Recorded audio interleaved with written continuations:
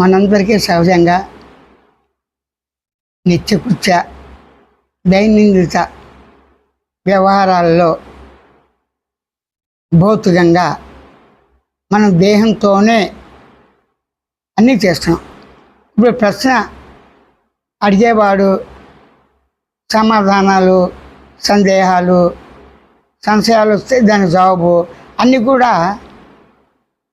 అనుభవంలో ఉన్నదాన్ని అడుగుతాడు. అనుభవంలో లేని దాన్ని అడగడు కదా. అనుభవంలో లేదు అంటాం కూడా ఒక అనుభవం ఉండాలి. అనుభవం ఉండాలన్నా కూడా అనుభవం ఉండాలి. ఇక తర్కాలకి వాదాలకి పని లేదు. ఇది నిర్వివాదాంశమే. అది ఏ విషయమైనా కావచ్చు. ప్రతి విషయము కూడా, ప్రతి ఆలోచన కూడా, ప్రతి భావము కూడా, ప్రతి సంకల్పం కూడా, ప్రతి స్మరణ కూడా అన్నీ సంఘటనలే. ఆ సంఘటన సుఖం దుఃఖం కావచ్చు, కామినీ కంచనాలు కావచ్చు, కామ క్రోధ లోభ మద మత్సరాలు కావచ్చు, రాగద్వేషాలు కావచ్చు. పని ఏదో పని అంటే పని చేసేవాడు ఉంటాడు. పని చేయుట, పని ఫలితాలు అన్నీ ఉంటాయి. ఆ ఫలితాలు ఎవడు అనిపిస్తాడు? కర్తృత్వం తానే అనుభవించాలి. ఎందుకు? కర్మ చేసింది ఎవరు? తాను. క్రియ చేసింది ఎవరు? తాను. ఫలాఫలాల వరకు వచ్చినాయి తనకే వచ్చింది. తానంటే ఎవరు? కర్త. అంటే కర్త లేకుండా కర్మ, క్రియ కర్మ, కర్త ఏది వెనక ముందైనా మూడు ఉండాల్సిందే. ఆ మూడు ఉన్నాయని చెప్పడానికి తాను ఉండాలిగా. తానన్నా, నేనన్నా, నీవన్నా, మనమన్నా, ఎవరికి వారి అన్నా, ఆమె అతన్నా, అందరం కూడా అనుభవంలో ఉన్న అనుభూతులు మాత్రమే. ఏం చెప్తాను నీ గురించి వచ్చిన అనుభవంలో అనుభూతిగా ఉన్న సర్వ సంఘటనలు అనుభూతులు మాత్రమే. మరల మన్నం చేసే సహజంగా మన్నం చేయటం సహజమే. దానికి ఏ ప్రయత్నము చేయక్కర్లేదు. ఎలాగా? అనుభవంలో నేను ఉన్నాను, నేను పదం, ఉన్నాను పదం. నేను ఉన్నాను అని మాట్లాడటం కూడా, అనుకోవటం కూడా, లోపల మాట్లాడటం కూడా అది పని. ఎంతసేపు అయినా కూడా మాట్లాడేంటా, కాస్త జవు జబరా, తలకాయన ఊపరా నాయనా అంటాడు. అంటే రెస్పాన్స్ అవుతాయి. అప్పుడు నేను ఉన్నాను అని తనుగుతానే స్వయంగా అనుకుంటున్నాడా? దానికి ఇతరుల సాయం కానీ, వస్తువుల సాయం కానీ, సృష్టి సాయం కానీ, దేవుడు ఉన్నాడని కానీ, దేవుడు లేడని కానీ, శాస్త్రాలు ఉన్నాయని కానీ, లేదని కానీ, ప్రమాణాలు ఉన్నాయని కానీ, ప్రమాణాలు లేవని కానీ, పని అవసరం ఎంత మాత్రము లేదని అందరికీ తెలిసిన విషయమే. ఇక్కడ విషయము అంటే ఏంటి? అది ఏదైనా కావచ్చు. గుణాలు కావచ్చు, కామక్రోధ మదమోహ మత్సర్యాలు కావచ్చు, రాగద్వేషాలు కావచ్చు, సుఖదుఖాలు కావచ్చు, అవస్థాత్రయం కావచ్చు. అంటే అవస్థాత్రయం అంటే జాగ్రత్త, స్వప్న, నిద్రావస్థలు. పంచకోశాలు కావచ్చు, జ్ఞానం కావచ్చు, అజ్ఞానం కావచ్చు, తెలియని స్థితి కాదు. కొంత తెలిసి తెలియకుండా ఉండొచ్చు. అన్నీ తెలిసినట్టుగా అనుకుంటాం. ఈ అనుభూతులన్నీ కలిపి నేను ఉన్నానని నేను ఉంది. అయితే నేను ఉన్నా అన్నప్పుడు ఈ అన్ని అనుభూతులు ఎవరికి అంటే నాకే అంటాడు. అప్పుడు మామూలుగా ఎవరిలో ఎలా ఉన్నారా, బాగున్నా అంటే ఏం బాగున్నారు, నా మనసుకు శాంతి లేదురా, అన్నీ ఉన్నాయి, నన్ను నేను తెలుసుకోలేకపోయాను, ఇది వేస్ట్ అని చెప్పి వాళ్ళు వీళ్ళు చెప్తుంటే విన్నాను. నాకు కూడా కొద్ది గొప్ప పుస్తకాలు, అన్ని రకాల పుస్తకాలు కొద్ది గొప్ప చదివా. అంటే పండితుడు కావచ్చు, అతను బాగా చదువుకున్నాడు. చదువు నేర్చుకున్నాడు, చదువుకుంటాడు, చదువు రాస్తాడు, సొంతకాలు పెడతాడు. భాషలు కూడా 5-6 రకాలు వచ్చు. అన్నిట్లో కూడా తను ప్రతిదాన్ని పరిశీలించాడు. కుతూహలత అతనికి ఎప్పుడు పుస్తక జిజ్ఞాస బాగా పరిణామించే ఉంది. అనుభవం ఉందా లేదంటానికి మాట్లాడుతున్న అనుభవమే కదా. దేహం అనుభవంలో ఉంది కదా, అజ్ఞానం అనుభవంలో ఉంది కదా, ప్రేమ, ద్వేషం, రాగం, సుఖదుఖాలు అన్ని అనుభవంలో ఉన్నాయి కదా. నిద్ర అనుభవం, కళ అనుభవం, మెలుకు అనుభవం, శబ్దం అనుభవం, నిశ్శబ్ద అనుభవం, సంఘటన అనుభవం, పంచభూతాల అనుభవం. పంచభూతాల యొక్క కణాలు అనుభవంలో ఉన్నాయి, పరమాణు అనుభవంలో ఉంది, అన్నీ అనుభవంలోనే. జ్ఞానం కావచ్చు, విజ్ఞానం కావచ్చు, బుద్ధితో కావచ్చు, చిత్తంతో కావచ్చు, అన్ని అనుభవాలే. పైగా మనసు అనుభవంలో ఉంది, బుద్ధి అనుభవంలో ఉంది. మాట్లాడబోవటం, మౌనంగా ఉంటాం, మౌనంగా ఉంటాం, హాయిగా ఉందంటాం, హాయిగా ఉండకపోవటం, అన్ని సంఘటనలు కలిసి అనుభవంలో ఉన్నాయి దేహంతో. అన్నవాడు ఎవరు? నేను. అన్నవాడు నేను అనేవాడు కేవలం నేనే ఉన్నాడా? వాడికి ఇంకొక నేడు ఉన్నాడా? ప్రమాణం ఉండాలిగా. ప్రమాణం ఏంటి? అష్టవిధ ప్రమాణాల్లో మెయిన్ రుజువు ఉండాలి. రుజువు అంటే సాక్షి. తీర్పు ఇచ్చేప్పుడు కూడా ఇద్దరు ముందు ముగ్గురుంటే ఆ ఇద్దరిలో గొడవలు పడతారు. మూడోవాడు మధ్యవర్తిని పెడతారు. ఎవరు ముందు కూడా ఎవరు చేశారు, ఎవరు మంచి పని చేశారు, ముందు ఇది ఎవరు చేశారు, అది ఎవరు చంపారు, ఎవరు చచ్చారు, ఎవరు చంపబడ్డాడు, ఎవరు వచ్చారు మీ మీదకి, అన్నీ గుర్తించేవాడు ఒకడు ఉండాలి. ఇద్దరు మనుషులు మధ్యలో సాక్షి ఉంటారు. అంతవరకే. ఇద్దరికి సాక్షి ఎలా ఉంటుంది? నేనున్నాను, నేను మాట్లాడుతుంటే అవతల వ్యక్తి వింటూ ఉంటాడు. ఆ వినేవాడు తల్లి అవ్వచ్చు, తండ్రి అవ్వచ్చు, గురువు అవ్వచ్చు, భగవంతుడు అవ్వచ్చు.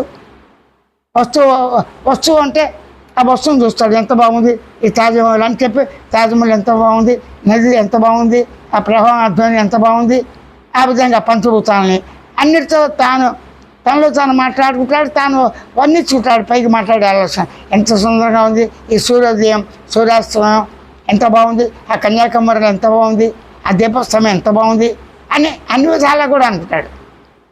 ఈ అన్ని విధాలు అనుకోవటం సహజ స్వానుభవం అని మాత్రమే. మీకు తెలుసు, నాకు తెలుసు. తెలియకపోయినప్పటికీ కూడా అనుభవం లేనిది అనేది ఏది ఉందో చెప్పండి. ఇప్పుడు చెప్పిన అనుభవం ఉంది. కొంతమంది కుంటాడు, గుడ్డ ఉంటాడు. అమృతసర్లో నాకు కన్ను లేదు అంటాడు. కన్ను లేకుండా ఉండదు కదా, స్వస్థ జ్ఞానం ఉంది కదా. గుడ్డు మొత్తం పోయినా యాక్సిడెంట్లో పోవచ్చు, పుట్టుకతో పోవచ్చు, ఏమైనా కానీ ఇండియాలో పని చేసినా పని చేయకపోయినా స్పర్శానుభూతులతోనే, అది కూడా లేకపోయినప్పటికీ ముద్దుపడితనంతోనే తన శరీరాన్ని తానే అన్నిటినీ ఆకలి అనుభూతి, సుఖానుభూతి, దుఃఖానుభూతి, దాహం అనుభూతి, స్పర్శానుభూతి, చెవులు బయట శబ్దాలు వినటం, తర్వాత కంటికి ఎదుర్కొన్న కనబడేవి, దేహం కనబడుతుంది, కన్ను, జ్ఞానేంద్రియాలు కనబడిన ప్రాణేంద్రియాలు ఉన్నాయి, అవన్నీ ఉన్నాయి. ఆకలి వేసింది, నోటి ద్వారా తింటాం, నాలుగు రుచులు చూడటం, బాగుంది బాగోలేదు అంటాం. అది ముక్కు ద్వారా వాసన, దుర్వాసన, సువాసన. అలాగే చెట్లు, చేమలు, మనతో పాటు సమస్త ప్రాణికోటిలో మనకి అందుబాటులో ఉన్న ప్రాణికోటి, ముఖ్యంగా సహజీవనం చేసేవి కుక్క, మెయిన్ ప్రధానంగా విశ్వాసానికి, కాపలాకి, ఇంకా చాలా ఉన్నాయి. అలాగే ఆవు, గేదె, మేక, గొర్రె, ఇవన్నీ పాలు. ఆ విధంగా మనకు అందుబాటులో ఉన్న వాటిని వ్యవసాయదారుడు కావచ్చు, శిల్పి కావచ్చు, ఎవరైనా కావచ్చు.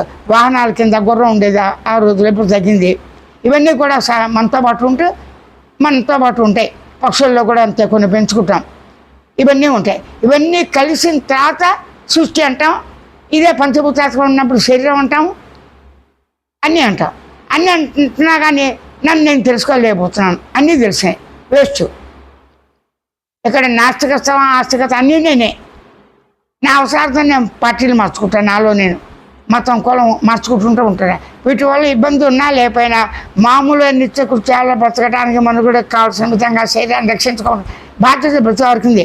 అన్నిటికన్నా ప్రేమైంది ఏది? శరీరం. అన్నిటికన్నా నీకు అనుభూతిలో ఉన్నది ఏది? ఫస్ట్ కన్ను తెరిచిన పోయినా చిన్నపిల్లల దగ్గర నుంచి కొంచెం వయసు వచ్చిన దాకా అనుభూతిగా ఉన్న తన శరీరము, ఆ తన శరీరం ఆకలి బాధ, సుఖం, దుఃఖం, ఏడవటం, నవ్వటం, మెల్లగా నెత్తిగా మాట్లాడటం, ప్రత్యక్షంగా తల్లి తండ్రితో, గురువులతో, వయసును బట్టి ముసలాడు కానీ పెద్దలాడితే దాని దగ్గర అన్ని రకాల పరిచయాలు వీడికి సహజంగా ఉన్నాయి. దీని ఎంత మాత్రం సందేహం లేదు. ఇవన్నీ అనుభవాలు ఉన్నాయి. అయితే సమస్య ఎక్కడ వచ్చింది? నేను పుట్టాను కాబట్టి ఎప్పటికప్పుడు చనిపోతాను, అదో భయం. ఒక లక్ష్యం పెట్టినా పూర్తిగా చేరలేకపోయిన భయం. అన్నీ తీరినాయి. దరిద్రం ఇంట్లో ఇప్పుడు ఏది పట్టుకున్నా కూడా ఏది కలిసి రావట్లేదు. ఆ దరిద్ర బాధ వంచలేడు. ఏది పట్టుకున్నా ధనం వస్తుంది, విద్య వస్తుంది, అన్నీ వస్తున్నాయి. ఇంట్లో వాళ్ళు నేను చెప్పినట్టు వినరు. బాలపిల్లలు అంతా వ్యతిరేకము, మిత్రులు వ్యతిరేకము, లోకం నన్ను గుర్తించలేదు అని ఏదో రూపంగా సంఘటనలు అన్నీ కూడా చికాకు చేస్తాయి. ఒక సంఘటన కనుక చికాకు చేస్తే దానికి సంబంధించి అన్నీ అవుతాయి. పూజకు వెళ్దాం అనుకున్నాం, అన్నీ రెడీ చేస్తావు, చేస్తాను, బస్సు వెళ్ళరాదు, అక్కడ వెళ్ళేప్పుడు లేట్ అవుతుంది, ఆ పూజ ఆ టైంలో అయిపోతుంది సార్. ఏమైనా తిడతావు? అలా ప్రయాణం చేసేప్పుడు కాళ్ళ కింద ఎన్నో పోతుంటే వస్తుంటాయి, తెలియదు కదా. అంటే హింస లేకుండా ఉండదు. కేవలం అహింస కాదు, అన్ని రకాలు ఉన్నాయి. ధర్మ అధర్మాలు, ఈగ బదిలిచ్చి అవినీతి, ఇది అన్నీ కూడా మనం అనుభవంలో మనమే చేస్తున్నాం, స్వయంగా చేస్తున్నాం, పరస్పరం మనం చెప్పుకొని వెళ్ళిపోతాం, అంతే కదా. అన్నీ ఉన్నాయి అన్నమాట. అన్నీ ఉన్నప్పుడు ఈ ఒత్తిడి తప్పించుకోవడానికి ఏ సిద్ధాంతమైనా నాస్తికం కావచ్చు, ఆస్తికం కావచ్చు, రకరకాల పేర్లు వేస్తూ మీకు తెలుసు.